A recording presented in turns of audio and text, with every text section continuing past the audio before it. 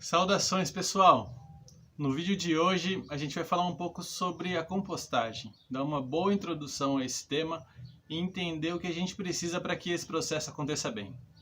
Bora lá?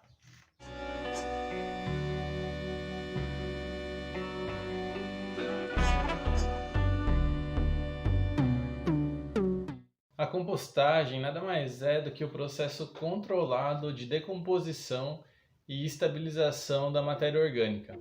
Em outras palavras, é um processo que permite que seres vivos decompositores quebrem a matéria orgânica em partículas cada vez menores. Ela é como se fosse uma cópia de um processo que acontece naturalmente, com a decomposição de toda a matéria orgânica de origem animal e vegetal. No fim desse processo de compostagem, o que a gente vai ter como resultado é um composto orgânico, que é um material riquíssimo em nutrientes e que pode ser utilizado de uma forma muito proveitosa na nossa horta. Ele tem essa aparência e cheiro de terra preta. Os seres vivos que fazem a decomposição desses restos orgânicos são chamados de decompositores, especialmente fungos e bactérias, e é sobre eles que a gente vai falar bastante nesse vídeo. Como a gente já viu em outros vídeos, também é possível utilizar seres maiores, como as minhocas, por exemplo, num processo chamado de vermicompostagem. E caso você queira ver esse vídeo novamente, o link está aqui na descrição do nosso vídeo. Bom, a chave para que o processo de compostagem aconteça bem é criar as condições ideais para que esses seres vivos decompositores possam crescer, se alimentar e se reproduzir. O primeiro passo é equilibrar a quantidade de diferentes tipos de matéria orgânica que compõem o nosso sistema de compostagem. Em geral, qualquer tipo de matéria orgânica vai ser decomposto, mas para nosso processo funcionar bem, a gente precisa pensar certinho qual a melhor composição que seja ideal para esses fungos e bactérias. O ideal é que a gente pense principalmente na composição dos elementos carbono e nitrogênio presentes no nosso sistema. A composição ideal de carbono e nitrogênio é de 30 partes de carbono para cada parte de nitrogênio. Materiais vegetais verdes e frescos tendem a ser mais ricos em nitrogênio, enquanto que materiais mais secos e acastanhados tendem a ter mais carbono. Fezes e urina também são outros materiais bastante ricos em nitrogênio. Agora, materiais como palhada seca ou serragem, por exemplo, tendem a ser muito mais ricos em carbono. Essa relação carbono e nitrogênio já foi estudada em diversos materiais. Por exemplo, a palhada seca tem uma relação CN de 27:1. O feijão guandu, por sua vez, tem a proporção de 28:1. O esterco bovino, que é mais rico em nitrogênio, tem essa proporção de 18:1. E a serragem, que é bastante rica em carbono, tem uma proporção de mais de 800:1. Aqui na descrição do nosso vídeo você encontra um material muito bom produzido pela Embrapa que apresenta uma tabela explicando diferentes relações de carbono e nitrogênio em materiais mais usados na compostagem. Bom, depois da gente conhecer a relação carbono e nitrogênio de cada material, o principal desafio é como a gente faz essa mistura na nossa composteira de forma que ela se aproxime a uma relação 30:1, que é a relação ideal para que a compostagem aconteça bem. Isso é muito importante para a gente conseguir ter uma composteira balanceada.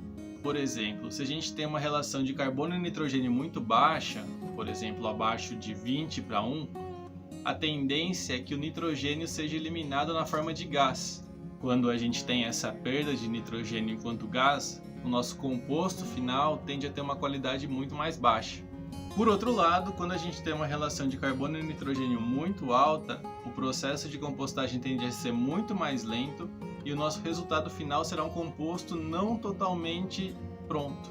Além da relação carbono e nitrogênio, outro item muito importante para a gente analisar na nossa construção da composteira é a umidade. Uma composteira em pleno funcionamento deve ter uma umidade equilibrada. Depois de alguns dias da nossa composteira funcionando, o que a gente tem que fazer é pegar um pouco desse material e apertar com as mãos. Se quando a gente apertar escorrer água, significa que há excesso de umidade. E nesse caso, a gente vai ter que adicionar um material mais seco para balancear. Por outro lado, se o nosso composto estiver muito seco, a gente vai ter que adicionar algum material mais úmido ou então regar a nossa composteira.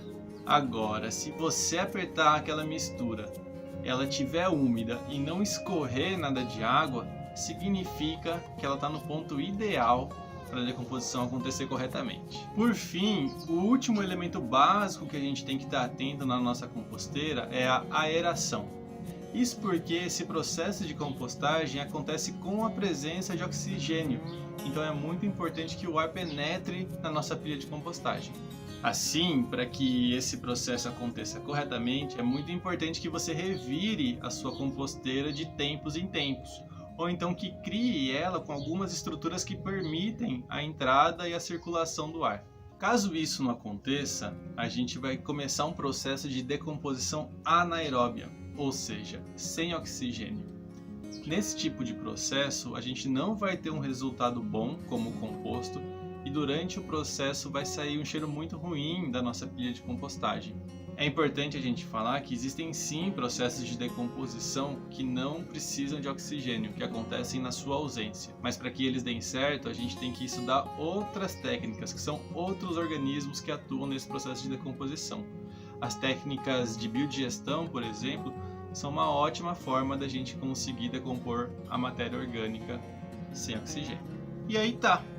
Se a gente presta atenção à relação entre carbono e nitrogênio, a umidade e a aeração, o nosso processo de compostagem vai acontecer muito bem. Uma última dica que a gente dá para a maioria dos processos de compostagem é que ele deve estar sempre protegido do sol, da chuva e do vento.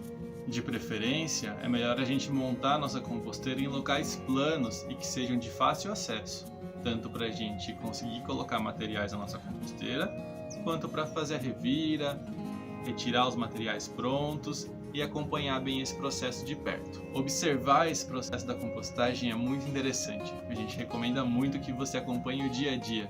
Ao longo do tempo, o material muda muito, assim como a temperatura dessa pilha. Você vai ver que em alguns dias a temperatura fica muito alta e depois ela tende a se estabilizar. Com tudo isso, a gente recomenda que você já comece a observar qual é o local ideal da sua composteira, quais os materiais que você tem disponíveis e quanto tempo você tem disponível também para conseguir manejar o seu sistema. Em outros vídeos que vão sair na segunda temporada do nosso canal Hortemos, a gente vai mostrar várias técnicas possíveis de fazer compostagem, porque não existe somente uma forma. Cada forma vai ser apropriada a um diferente contexto. Do mais, a gente espera que vocês tenham gostado do nosso vídeo, que fiquem atentos e atentas ao nosso canal. Lembre-se que todas as terças, às 11, tem estreia no canal do Hortemos até o mês de dezembro. Depois disso, a gente vai ter uma pequena pausa para começar a produzir vídeos novos para a nossa segunda temporada. Espero que vocês tenham gostado e Hortemos!